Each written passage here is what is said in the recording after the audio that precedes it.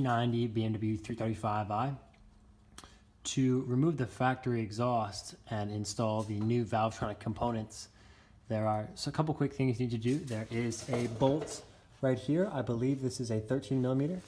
And then there is also, I'm not exactly certain which size this is right here. I'll link it in the description below, but you need to remove these two bolts, one here and one here. This releases the hangers from the system.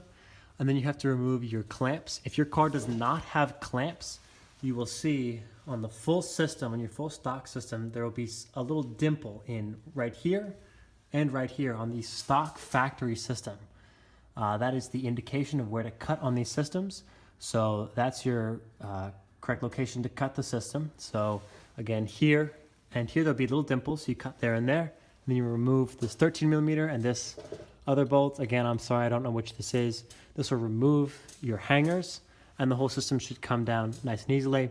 And then right here, you have your exhaust vacuum line that's going to connect to your vacuum actuator. You're just going to pull this out like so that this can be reinstalled into the new exhaust system valve. Pretty simple and easy install. Should only take you between 30 and 45 minutes. Good thing to get is some silicone lubrication to remove the hangers and such, and you'll be good to go. Again, when you remove this here, you're going to have to remove the hanger from the factory exhaust because we're going to reuse this when we apply the new Valvetronic system. So the hanger is going to rest inside here. So you're going to have to pull this off the hanger and reinstall the hanger so you can reuse it with the new Valvetronic system. Thanks for purchasing. All right, so the new Valvetronic system is installed.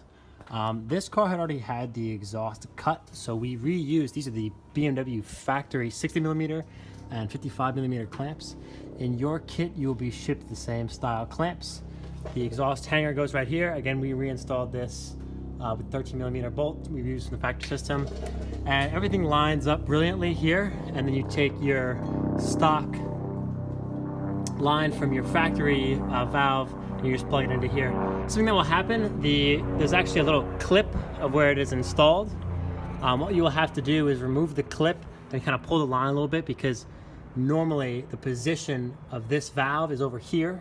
So you'd have to, the line kind of goes right there, but now you have to stretch the line a little bit longer to attach it here. You just pull it a little bit, it's not going to damage anything. You can undo, there's a little clip there on the side that clips to this heat shield. Undo that and you connect it up and you're good to go. All right, so the car is now running with the system on. Right now the system is closed, we can see the valve right there. We click the system open. Get that really nice deep sound, and then you want to close it up. This is easy as one click. Underneath the system, it looks great. All mandrel banded, very high quality welds.